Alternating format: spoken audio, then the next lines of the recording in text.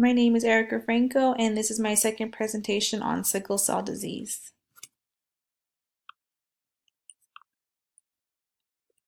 So what is sickle cell disease?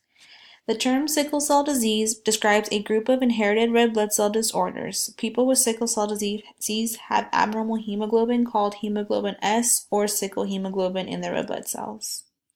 So, as we know, cells in the tissues need a steady supply of oxygen to work well. Normally, hemoglobin in red blood cells takes up oxygen in the lungs and carries it to all the tissues of the body. Red blood cells that contain normal hemoglobin are disc-shaped, kind of like a donut without the hole, as seen above. The normal shape allows cells to be flexible so that they can move through large and small vessels to deliver the oxygen.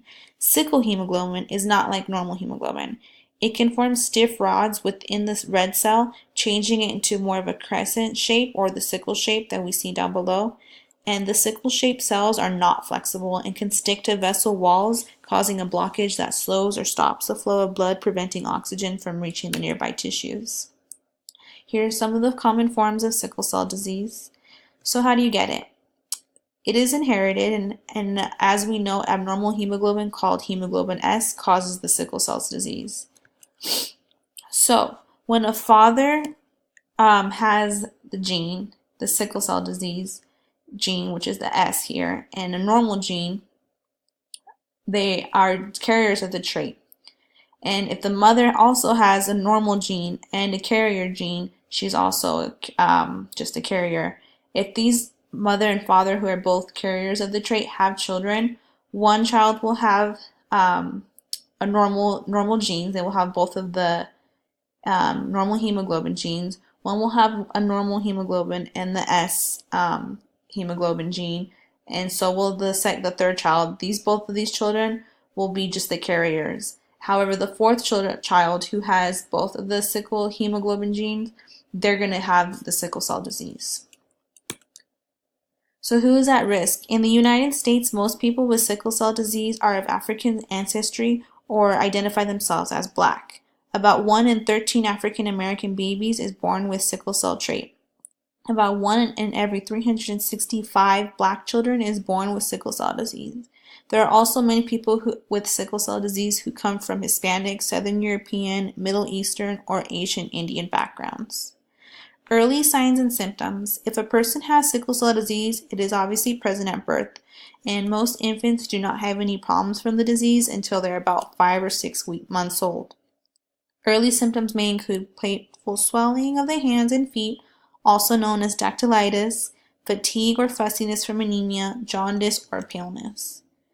Some of the major complications of sickle cell disease, acute pain crisis. These are pain episodes or crises that can occur without warning when sickle cells block blood flow and decrease oxygen delivery. People are often describe this pain as sharp, intense, stabbing, or throbbing. The pain can strike almost anywhere in the body and in more than one place at a time. And the pain most often occurs in the lower back, the legs, arms, abdomen, or the chest. And a crisis can be brought on by illness, temperature changes, stress, dehydration, or being at high altitudes. Chronic pain is another common complication, but this is more common with adolescents and adults, and it's usually different from the acute crisis pain, but it's also been known that it's to be difficult for people to describe. Anemia is another common complication. People with sickle cell disease usually have mild to moderate anemia and at times can have severe anemia. Symptoms include shortness of breath, being very tired, feeling dizzy, and having pale skin. Severe anemia in an infant or child with sickle cell disease can be caused by either splenic sequestration crisis, which this occurs when red blood cells get stuck in the spleen, making it enlarge very quickly. Since the red blood cells are trapped in the spleen, there are fewer cells to circulate in the blood, causing the severe anemia. The other way that severe anemia could be caused is through an aplastic crisis, which is usually caused by parvovirus or the B19 infection, which is also known as fifth disease or slap cheek syndrome. This is a very common infection, but in sickle cell disease, it can cause the bone marrow to stop producing new red blood cells for a period of time, leading to the severe anemia. Infections are very common since we know the spleen is important for protection against certain kinds of germs. Sickle cell disease can damage the spleen and weaken or destroy its function in early life. People with sickle cell disease who have damaged spleens are at a risk for serious bacterial infections that can be life-threatening. Some of these bacteria include pneumococcus, Haemophilus, influenza type B, meningococcus, salmonella, staphylococcus, chlamydia, and mycoplasma pneumonia. And these bacteria can cause septicemia, pneumonia, meningitis, or even osteomyelitis. Acute chest syndrome is another common complication, and this is sickling in the blood vessels of the lungs that can deprive a person's lungs of oxygen. When this happens, areas of the lung tissue are damaged and cannot exchange oxygen properly. At least one segment of the lung is damaged, and this condition is very serious, so should be treated right away at a hospital. Acute chest syndrome often starts a few days after a painful crisis begins, and lung infections can also accompany the acute chest syndrome. The most common symptoms are chest pain, fever, shortness of breath, rapid breathing, and cough. Stroke is a common complication, and as we know, stroke occurs when blood flow is blocked to a part of the brain. So in sickle cell disease, a clinical stroke and a silent stroke are the two main things that you have to worry about. Clinical stroke just means that the person shows outward signs that something is wrong. So they have symptoms like weakness of an arm or leg on one side of the body, trouble speaking, walking, or understanding, loss of balance, and severe headache. And the silent stroke is just the same thing. Like we said, it's a common and it can lead to brain problems or problems making decisions. And this is the stroke that just doesn't show outward signs of a stroke like the clinical stroke. Other complications are eye problems, heart disease, pulmonary hypertension, kidney problems, priapism, gallstones, liver complications, leg ulcers, joint pain, delayed growth in puberty, and pregnancy can also be a complication just for the fact that women who have been diagnosed with sickle cell disease can be considered a high risk because it's a risk for both mom and baby. Sickle cell disease is diagnosed through screening tests. So people who do not know whether they make sickle hemoglobin or the hemoglobin S can find out by having their blood tested to know if they carry the gene or not. Otherwise, newborn screening is mandatory in every state in the United States, as well as the District of Columbia and the U.S. territories. And they just do a quick heel stick to find out if the baby does have sickle cell disease, or you can do prenatal screening as well. Once you've been diagnosed with sickle cell disease, screening tests and evaluations are very important. Height, weight, and blood pressure, as well as oxygen saturation, are all very important things that are very simple to gain, but very important to tell how the patient is progressing. High blood pressure is an increased risk for stroke, and as we know, the patient already is at increased risk for stroke, so that's very important to manage. Blood and urine testing is important. The transcranial Doppler ultrasound screening is important for children between the ages of 12 and 16. And that testing is important to do once a year to find out whether a child is at a higher risk for a stroke.